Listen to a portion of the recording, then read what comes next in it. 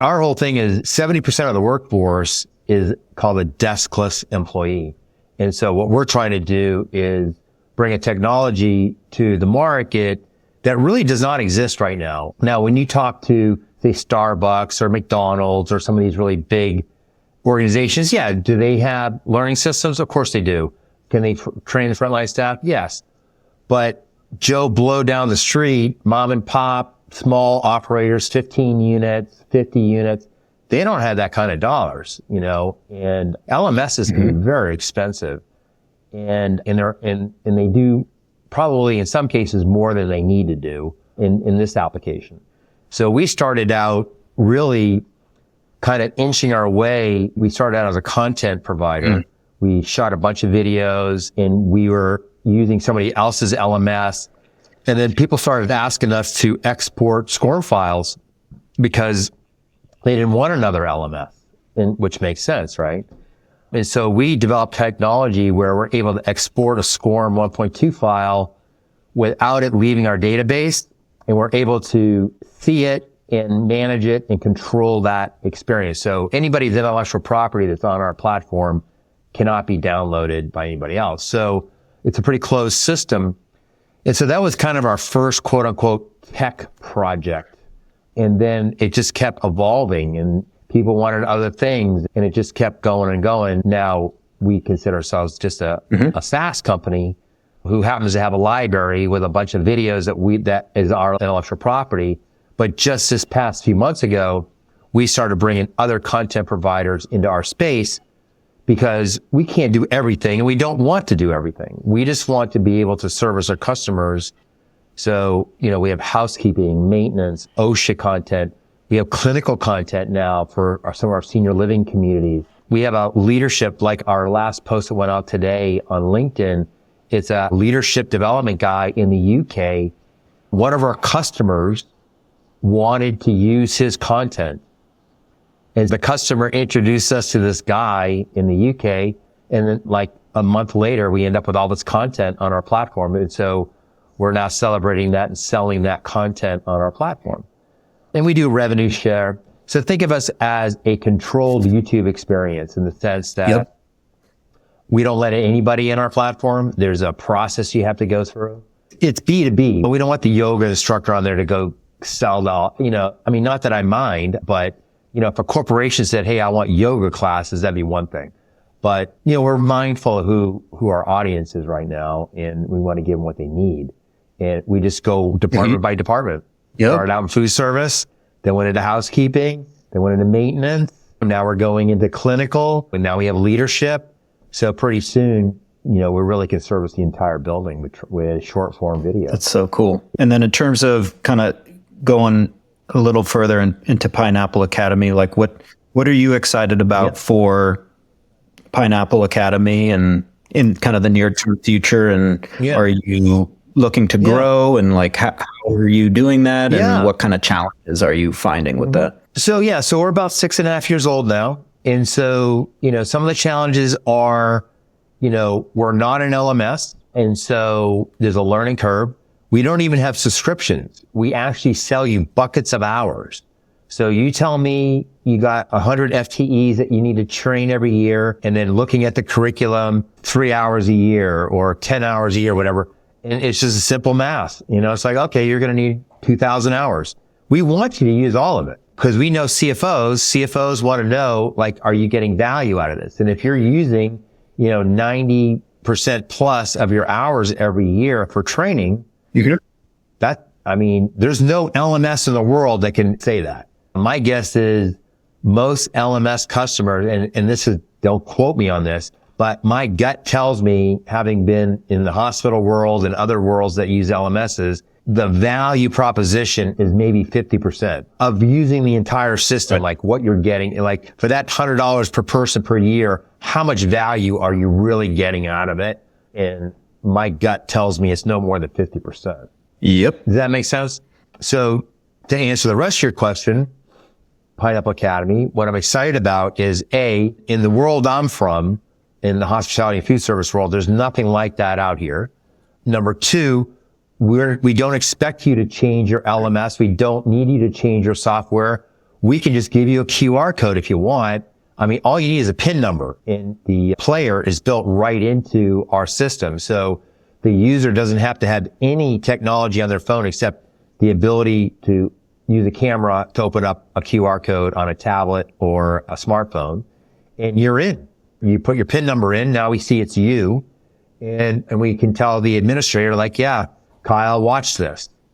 You know, Kyle got his, you know, is getting onboarded, and he was given all his lineup for the first 30 days of everything he needs to study, you know, on there. So we're sort of like a hybrid between a knowledge management system and an LMS. And so, as a matter of fact, I just met with my partner yesterday. I'm a co-founder, so my business partner's name is Tucker. And we're going through this because we're just hired a new marketing firm. And one of the questions is like, what are you? And so we really want to make sure that we're being very clear about who we are, what we can do. And we both agreed we're not going to go by LMS. We're not going to go by knowledge management system. We're going to come up with our own word of what we are and just pave our own path. Because at the end of the day, it's like, we're not trying to imitate anybody. The only thing that we're fighting against the most is on-the-job training. Yep. You know what I mean? Which we know as consumers. I mean, I'm sure you go into retail stores and restaurants and experience just terrible service, terrible experiences across everything. And most of that is because they're on-the-job training. They don't have professional trainers anymore. They don't have train-the-trainer programs. And you just get paired up with who's last man standing. And it's like, you're going to learn where you're going to learn from that person. And that's why the turnover is so high. You know, it's like people wonder, well, why people keep bouncing out of food and beverage jobs? It's because they get treated like shit and they don't get trained. And it's like, nobody wants to feel like an idiot at work. I can spot the negative defiant employees pretty quick, and they need to go. I mean, because they'll be negative defiant no matter what's going on. It doesn't matter if it's a good environment or bad environment. The negative defiance come into your thing and you've lost. It's like, you got to get rid of them. And that's a very small percentage of the workforce. My personal experience after decades in being in operations is over 90% of the employees want to do a good job. They want to know what to do. They want to do a good job, and they don't want to feel stupid in front of their peers, and they don't want to keep bugging somebody on how to show them how to do something. It's really simple. And so we just make things so complicated sometimes, right? And that's where a lot of your turnover's coming in. They're not feeling any love. They're not feeling any support, and they're not getting the knowledge they need to do a good job. So they leave.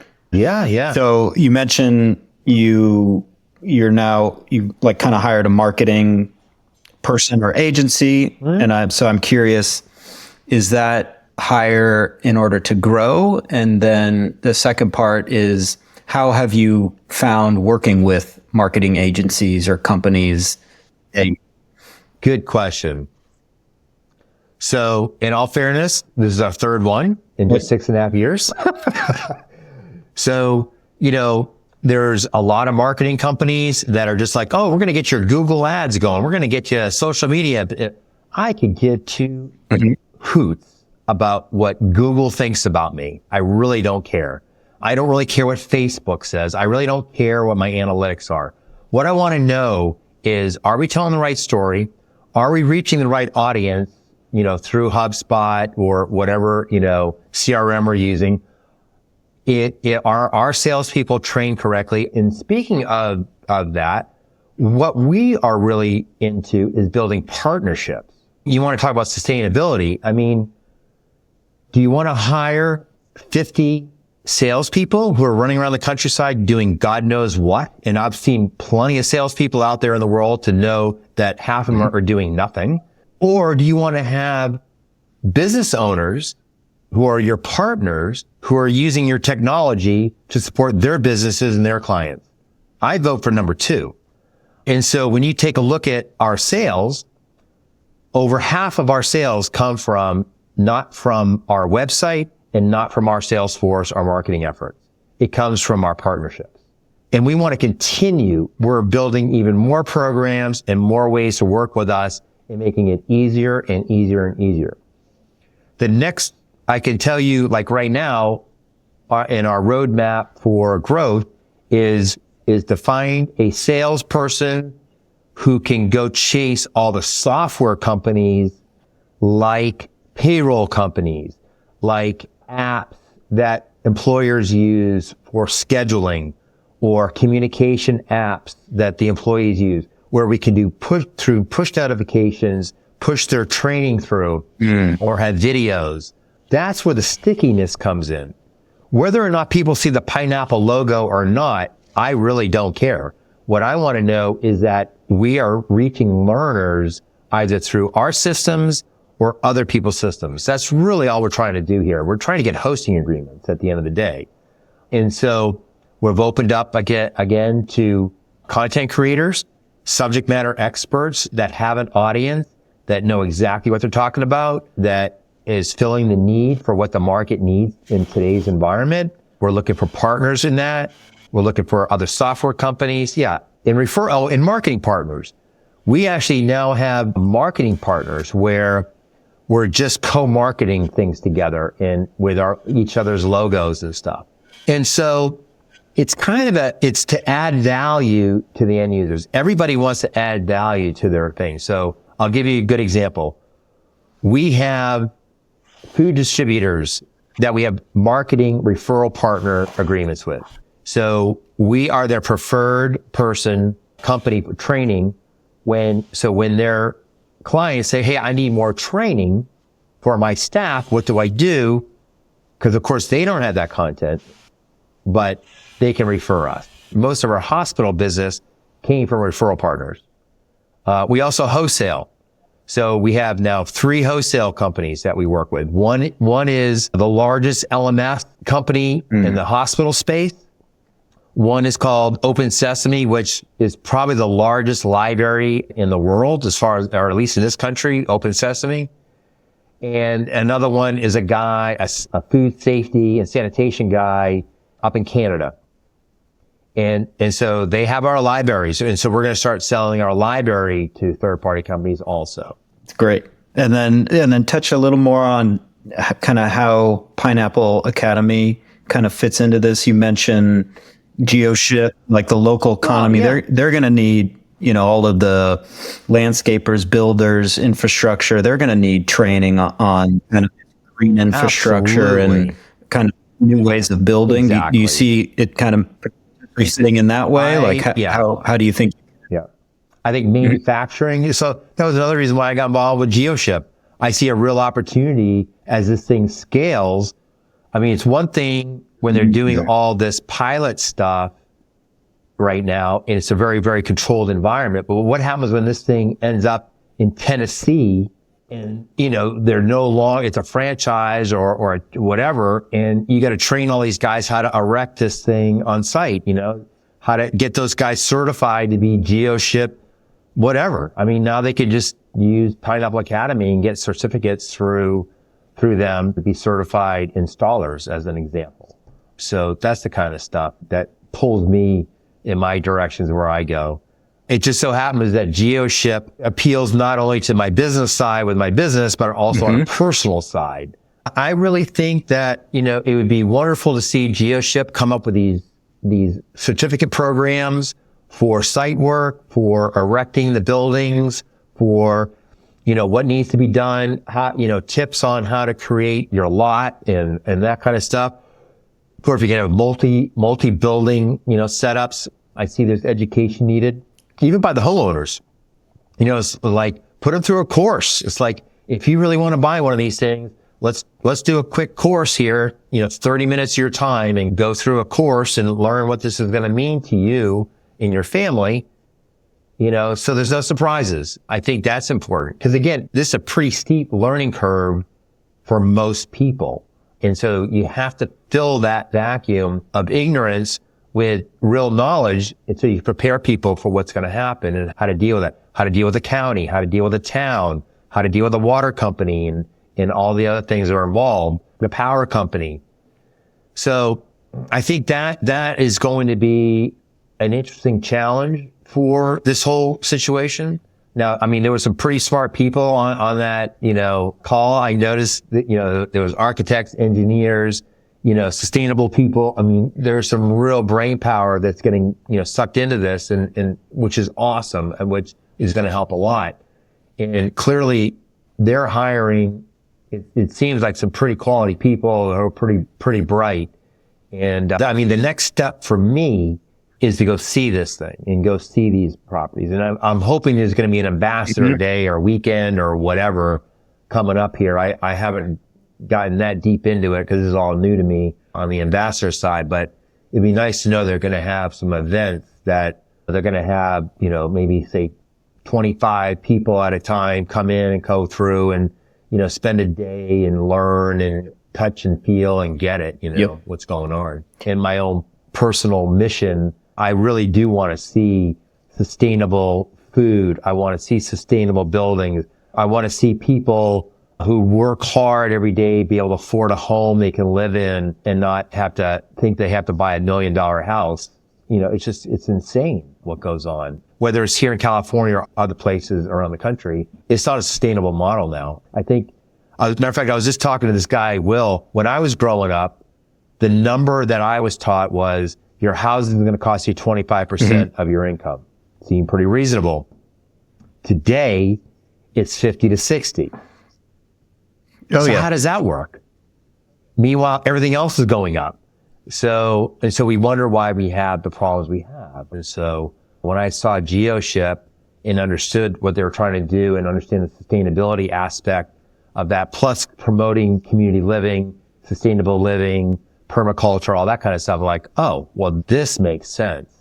You're not talking to a Ryan Holmes or some, major publicly traded company in the United States trying to just put, spec houses all over the damn place that suck, So yeah, like the kind of this learning, platform you've developed. So I mean, you touched on it, but like, how do you see you fitting into this regenerative, sustainable economy? Like you said, from that's a good question. Food, buildings, homes, how do you see you fit in? And then like, how do you see like the challenges of this kind of new economy? No, it's a great question. And I don't have a full answer for you, but I will tell you this. My wife and I are new to California. We have owned our own homes. We've flipped like 3 different houses. Our biggest property was 30 acres. And we had that was in Franklin, Tennessee, just south of Nashville. And it was a beautiful property. And, and of course we could not live on all 30 acres. We ended up splitting it up and selling off parcel. But that idea of living a little bit outside of an urban area or the main town has always been appealed to us. We don't want to live in a high density area. And so, but we like the convenience of it. Let's be honest. And so we moved here and we started looking at housing prices and costs and stuff. And it was just like, we just thought there's an imbalance. I don't mind spending more money if you're getting the value. But I don't see a whole bunch of value in that $1 million to $2 million range when it comes to real estate. When you throw on insurance and when you throw on now, obviously lending rates and stuff like that, and then the taxes on top of it, it's a pretty tough nut to crack, even for a dual income, 6-figure family that's making $200,000 a year. And if you start throwing kids into this mix, it's like, you're not buying a house. I mean, not this state. And so it's not a very good equation. So I had 2 stepsons. One is 38 and one is 36. And one is about to get married. The one in San Francisco is about to get married in June. The other one's living with his girlfriend. I'm thinking in another year he'll be married to her. And then, another couple of years, they're going to start having kids. So it's like, what are these 2 amazing young adults going to do when houses are as expensive as they are and bring kids into this environment and everything else? It's like, where's this all going to go? And so, that motivates my wife and I to figure out not only what we want to do for ourselves, but what are we going to leave behind to these young people? And I'm talking about the collective here. I'm not just talking about Ryan and Gavin and their girlfriends and wives, but just in general. I mean, I've spent my entire career working side by side with frontline employees, whether they're cashiers or chefs or maintenance workers or whatever. And I see how hard people work, and to think that they don't have a chance to have their own property, or at least rent a property that isn't priced even out of their range. And so we would love to see ourselves here in Sonoma County find a piece of land that it could have a building on it or not, that we could then start putting Geoships on and create a development or a community, something that works for us personally, but also works for, say, Ryan and Judy down in San Francisco, because they're looking to come up here too. I mean, they know they want to start having kids pretty, in the next couple of years. They're not going to raise their kids down the Mission District of San Francisco. I mean, it's just not going to happen. So they understand what's going on, and they know they need to make some life changes as they get married and start having children.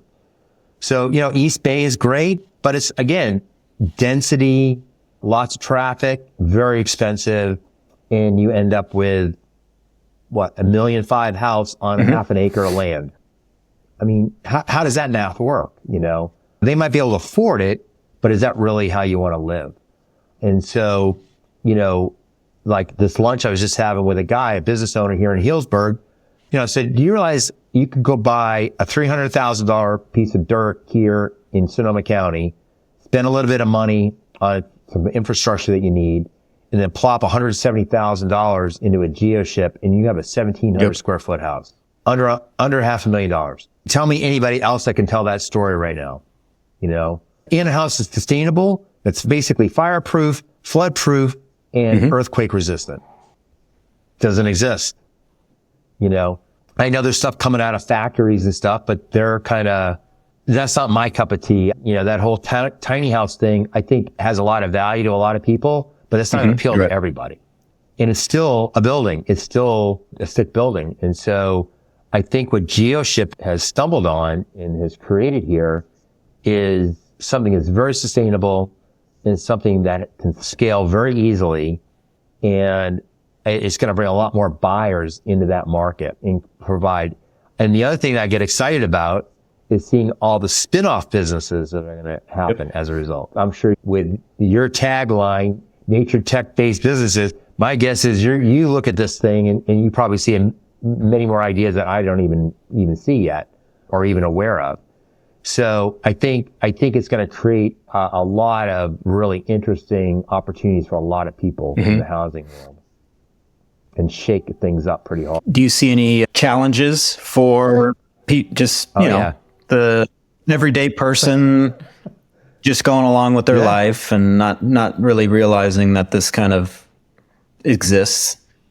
Well, the issue for me, and it always is regulations. So every town, every county, every state, even at the federal level, with housing codes, you have all these layers of BS. And it's like, even here in Healdsburg, they don't have very good programs to encourage developers to come in. I mean, they don't have any sort of development credits. They don't do anything like that to incentivize people to develop undeveloped land that needs, a caretaker who's going to put infrastructure in and put housing, put in commercial type of stuff. So there's going to be a little bit of an uphill climb, I believe, in anything you do in housing around existing regulations. And I think that in zoning. I was telling a story to some folks last week. We found a parcel that is 50 acres, okay? And it looked pretty sweet the way it was set up. It was on the edge of Healdsburg, over by Windsor, over that area. And my wife took a deep dive into it, looked it up, looked on the county records and whatnot. And sure enough, it had all these things on it that would not allow multiple homes to be built on this 50-acre parcel. Yep. Okay, I get it. Could we get an attorney and maybe go through that process? Sure we could. $30,000 later, you might get a yes or you might get a no. And so I think there's going to be a lot of that going on. I think the people at Geoship are sensitive to these issues just by the fact that they're trying to get a lot of the approval processes done ahead of time and use California as their beta test. It's sort of like me and Pineapple going into the hospital system. If we can crack the hospital system code, Right. I can get in anywhere. You know what I mean? Because of all their tight regulations around SaaS and all this kind of stuff. So we did the same thing with Pineapple in many ways. So they're kind of clearing the way, I think, a lot of headaches down the road for a lot of people, developers and whatnot. But yeah, it's always about first the regs, but then also finding the people that can put the infrastructure in who understand it. I think there's going to be an education curve that Geoship is going to have to do with folks to show them, like, hey, this is what you need for infrastructure with this product, whether it be septic, sewer, water, well, power, solar panel. In today's world, those are your basic utilities right there, right? And so, if they could get partners that can solve all those problems and show how to do this, and then it's just the site work at that point. And then, whether it's a concrete pad or a gravel pad or something like that you're going to build on, then you go from there. But I think those are the biggest challenges that I see having done commercial real estate projects in hospitality in the past, and also being a homeowner, that I know that's going to come up. And then what would you say, like the benefits, like why do all this? Why go through all this work and, fight the existing system to do Well, frankly, I'm sick of seeing all the clear cutting going on. I'm sick and tired of seeing, forests and trees being cut down and the amount of waste it creates and the fact that there's no responsibility to regenerate that land. I mean, people talk about floods and all these problems that we have. Guess what?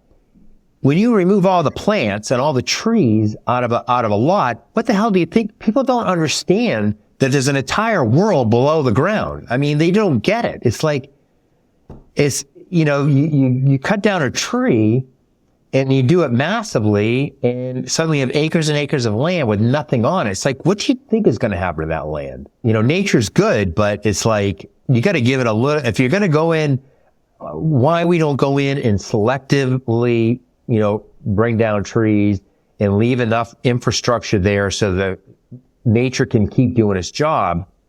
I don't really understand. But I mean, I do understand because many people are ignorant of these things. And so they don't think about it. And so it's like, oh yeah, there's a whole bunch of trees. Let's go cut this shit down and we're good. But nobody thinks about the floods and the damage to the ecosystem and the plant life and the animal life and all the things that are associated with it. They just don't see it's a 1 + 1 = 3 situation. They just see the tree. They see the wood and that's all they see. And that's a problem.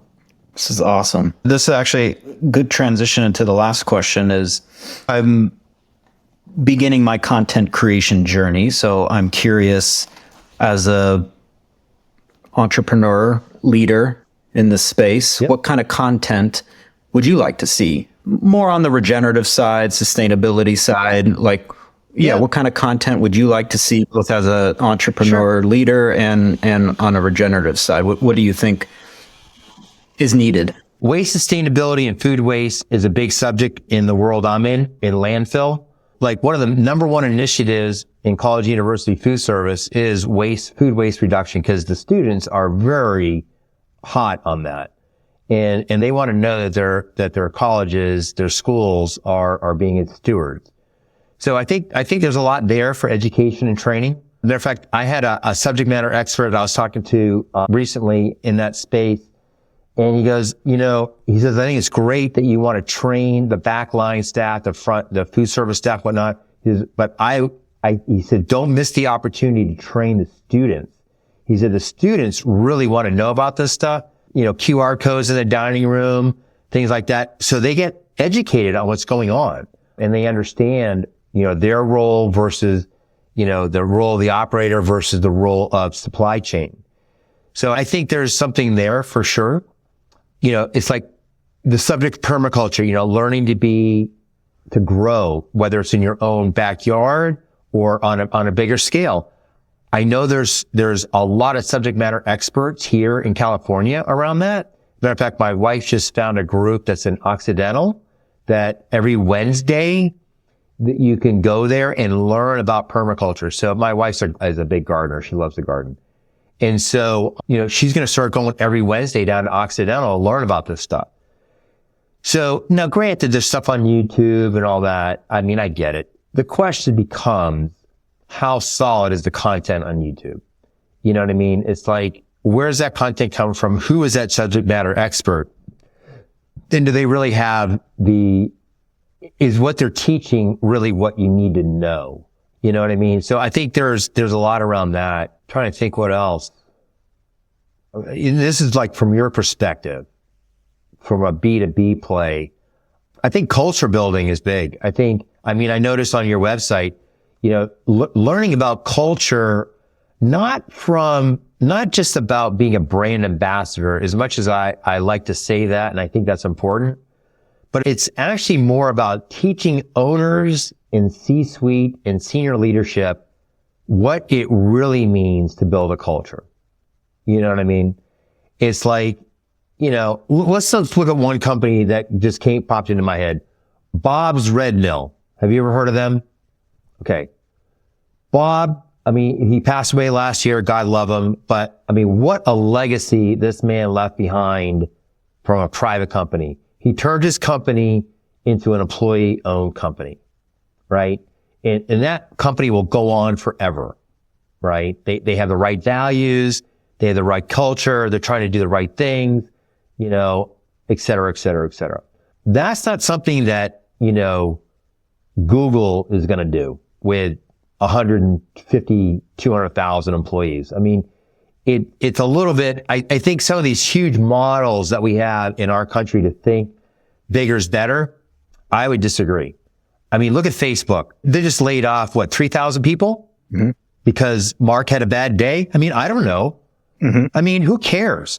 But why do they even have 3,000 excess employees? Who the hell put that together? It's like 3,000 additional employees. Really? Mm-hmm. That's insane. If I was a stockholder, I'd be absolutely livid to know that you're overstaffed like that. You know what I mean? Yep.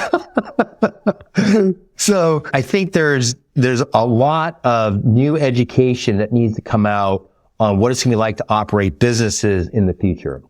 Everything is going to break right now. We all know that. If you didn't get that memo that between, whatever this administration is doing and other tech companies and other people out there, they're going to break everything that's there. And it should be broken, to be honest with you. The question is, are the people breaking things have enough values, personal values for the collective to build something back that's going to be better and sustainable for everybody in the end? That's the real issue right there. This is amazing. I'm looking forward to kind of re-reviewing this and I got a page of notes here. This is starting off awesome. Yeah, But do you agree? I totally agree. And just hearing it from your perspective and you have your own nuance on the matter, but right. It's a complex issue and there's many components to this, but you touch on the big ones and it's awesome. So I really appreciate this. Well, I will thank you. And thanks for asking these tough questions because they're important. We have to start having important questions. And I'm not saying that Greg Gorgone has a solution to all this. I'm not saying that at all. And I don't pretend to know. But I do know that these are real problems that are going on right now that just need to stop. We need to get our shit together and figure this stuff out because it's insane what goes on a day-to-day basis. Absolutely. If you want to, go out to outer space and look down at what we're doing, we look like a bunch of idiots. Honest to God, it's just like, holy mackerel, what a bunch of boneheads. It's like, come on, guys. Yeah, exactly what there's a moment a couple of years ago where kind of weird to say, but I feel like I got a download from the universe. Sure. And it said something very similar to you. It's just like, we've really done this to ourselves, and we've kind of get bamboozled by some people in power that don't share the collective values, as you said. Got that right. And it just screamed at me what my role in all this is. So, like, how much more time do you have? I'm having fun. I'm good. You're good? I start my day early so I can be done. Most of my work's in the Midwest or on the East Coast by about 3:00, I'm usually in the gym. Okay. Well, I'm not going to keep you too long. We're good. I'll just share a few things. Reflecting a lot of this stuff recently, I took some time off. I had 2 kids, and then I got the opportunity to just kind of, float for a year and just think. And that's kind of where, I read a lot of, as an engineer, I'm kind of a nerd, I guess. I try to find the secrets of the universe. Try to like, what is this? Who am I? And like, what is this all about? Like, why are we doing all this stuff? Right. So then I discovered like energy science, like Egyptian energy sciences, and like how at the root of all of this is like this kind of harmonizing energy in which mass forms, and that like everything is based on like harmonic resonance, as that everything that you go into resonance with and experience like has a direct effect on you. Yeah. So even our buildings are all made of like toxic glues and chemicals, adhesives, the water, our air. Even though we live in the USA, we've like covered ourselves in pollution and toxins, and it's really scary to think about. Did you see there was an article recently that was published? I think it was out of the UK or somewhere, but they're doing autopsies on people and finding how much plastic is in their brain. Oh yeah. I mean, are you serious? I mean, it's just like food manufacturing. I mean, the crap that's in the food, they know it's bad, but it's still there. I mean, other countries won't even sell our food in some cases. It's like, how does this work? It's very disheartening. It is disheartening. I've always like exercised myself. I've always been about health and wellness. And then as an entrepreneur, it's a very good self-reflection tool as well. So I've always been about human potential and optimization, and like how to structure my day, how to make sure I eat. So I'm like, I'm a performance athlete essentially, but then getting burnt out, and like I was in a car crash. So I always had like kind of, my body has been kind of changing over time. So what kind of started as trying to heal my own body and like kind of learning how to breathe again, and then that becomes meditation. And then now I'm, kind of getting into that. Sure. That's where I kind of discovered all of the biggest problem. Like I want to solve the biggest problem on the earth. And that's what you're touching on, is like the way that we're building our environments, the way that we're feeding each other is the problem. And that's exactly right. I ran across this statistics around like epigenetics, and they're showing that 90 to 95% of our chronic illnesses are directly related to environmental factors. Sure. And so that, contrary to what people think is like we're all like victims of our DNA, it's actually not the case. It is not. And that our choices are just so meaningful. And then just recently, my 3-year-old son, we found out, has like a high risk cancer, neuroblastoma cancer. So then that threw me even further into researching like no family history, no genetic markers for this. Like, how could this be?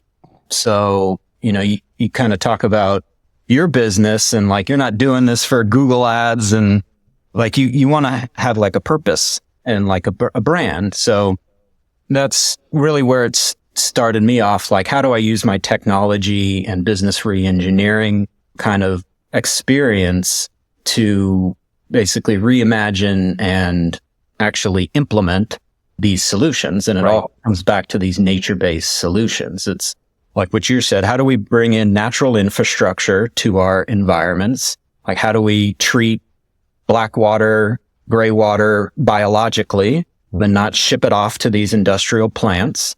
How do we do it more decentralized and centralized? Like, how do we use the bioregion the weather patterns of that area, harness nature correctly. And then now, we're all learning about regenerative agriculture, biodynamic farming, permaculture. Like, let's make that a standard cultural practice. And then now we're even seeing these ceramic domes that are made of natural materials that our body actually resonates with. So not only is it structurally superior, I haven't been in it either, but I've got an opportunity to go to places like Machu Picchu and some of these kind of sacred lands, and you could just feel the energy there. Oh, no doubt. And I imagine that the Geoship is very similar, because one thing that I kind of did it for me with them is they partnered with biogeometry, which is the course I took it's like an Egyptian energy science. But the founder is an Egyptian architect who studied the pyramids and kind of why they were built and how they were built. They were all built on these sacred power spots of the earth. And they were all geometrically perfection that align with the stars and then the actual environment to create this like vortex of like natural earth energy that the community would live off of and like get their energy. So that was really humbling and also motivating that like we have the answers to all of these solutions and we just need to do it. We've known them for literally centuries and centuries and centuries and, tens of thousands of years. And then you get greed, and then you get, people talk about, like Ford and Edison and stuff like that.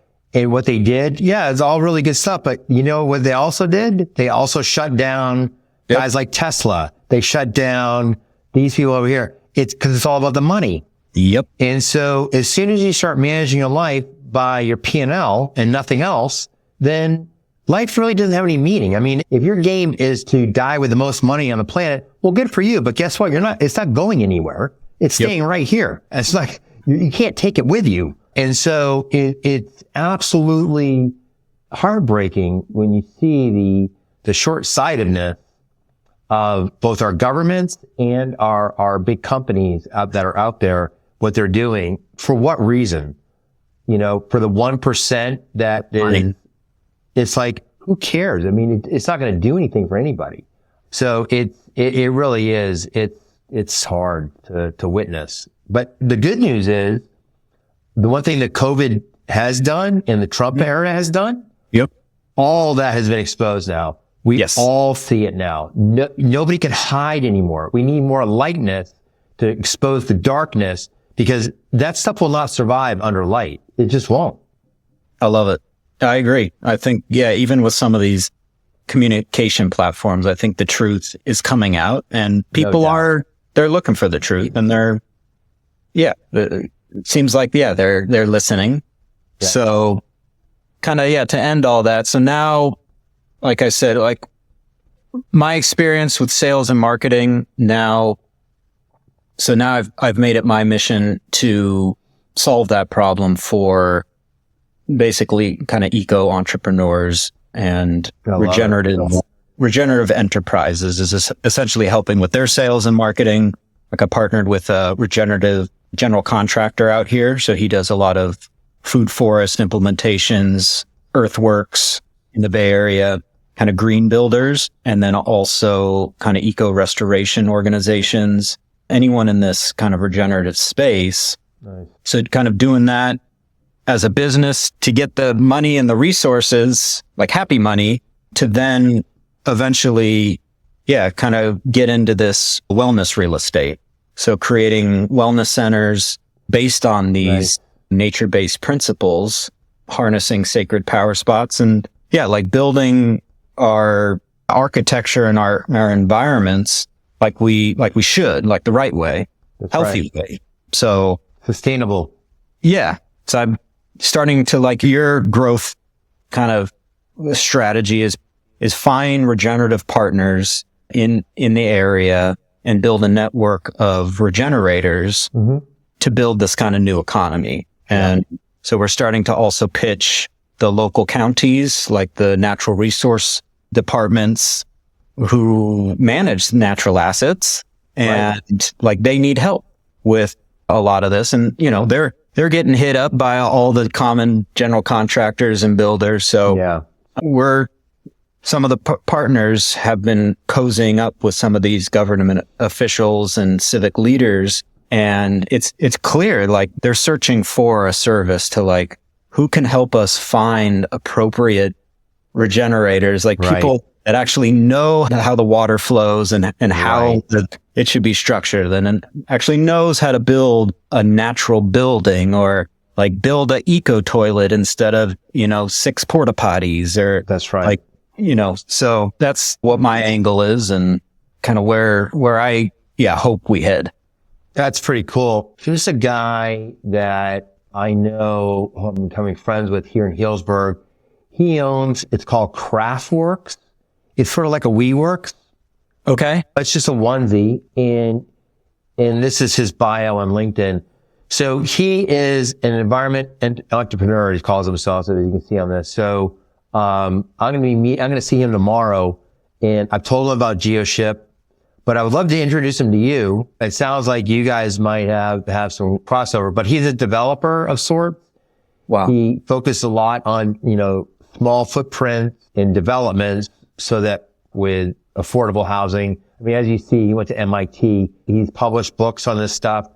He's a subject matter expert, goes around the country and talks about it, but he's a pretty nice guy. So he's also the current president right now of the Chamber of Commerce. So I'm a member of the chamber now, and I belong to his Craftworks. And so I go there about once a week to go just network with people, and we're starting like an entrepreneur group. Mm-hmm. And so he's included me in on this for whatever reason. And maybe he needed a cook. I don't know. Maybe that's my job, is to make the cheese platters. I don't know. No, I'm just maybe. And so nothing wrong with that either. But so, this is clearly, for me, is revealing itself to me now. I can see more and more opportunities for both me as an individual, but also as a business owner. I can see just some amazing opportunities that are going to emerge here. It's pretty exciting, I think. Yep. Well, thank you. Yeah. Thanks for putting me onto that. It's just, it is great to meet people like you and others who kind of share the same here. Vision and kind of mission, and, kind of use that influence for light, like you said. Do you ever get up in this area? I wish. Yeah. My family-in-law is in Stockton. They actually have a couple farms there that I'm helping kind of transition to more regenerative. My parents live in kind of East Bay, Pleasanton. Nice. Oh, I like Pleasanton.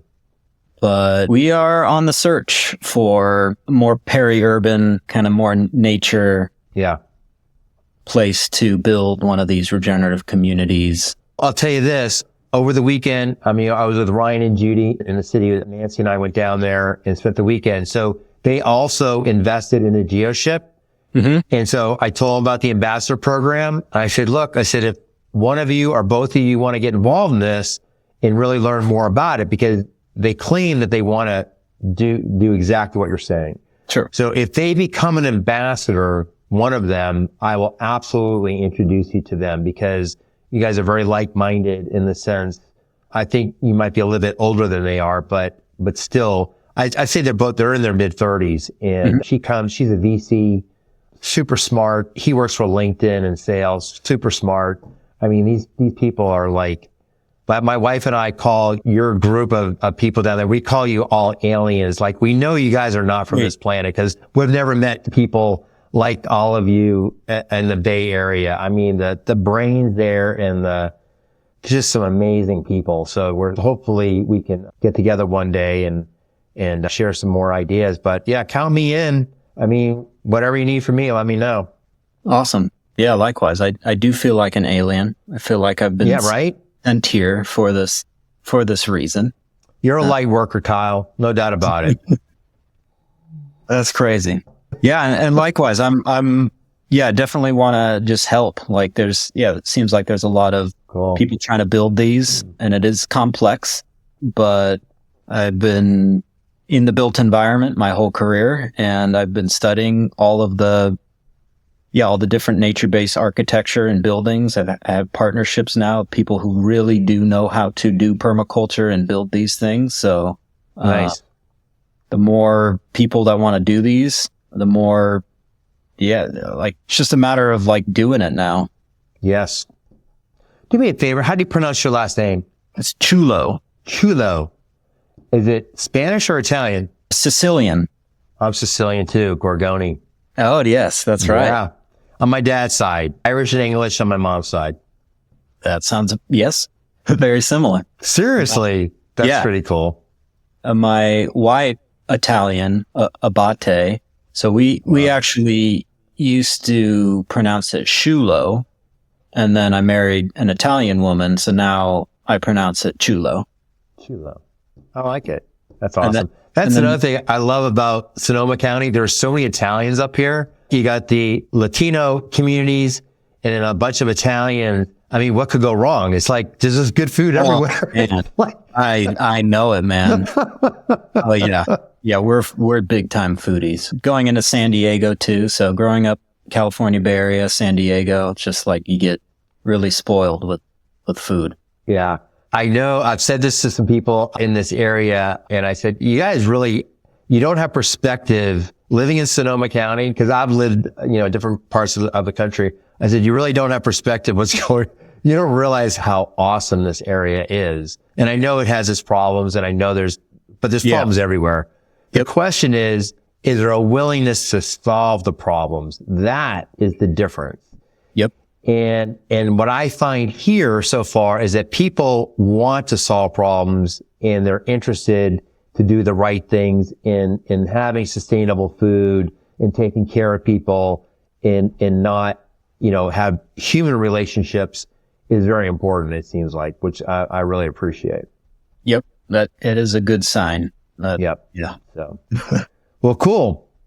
Well, thank you, Greg. No, Kyle, thank you. Yeah. I really appreciate you reaching out to me. I know you had 70 other people you could have reached out to, but I appreciate you reached out to me and we got together here. So it was an interesting call. It was hard to kind of navigate all of that going on in 1 hour with 70 people around, Oh, yeah. But I can see there's a big willingness to do things the right way. So I think it was pretty cool. Yep. Yeah, I definitely value kind of the one-on-one and more long form. You've been a wealth of information. Well, good. Thank you.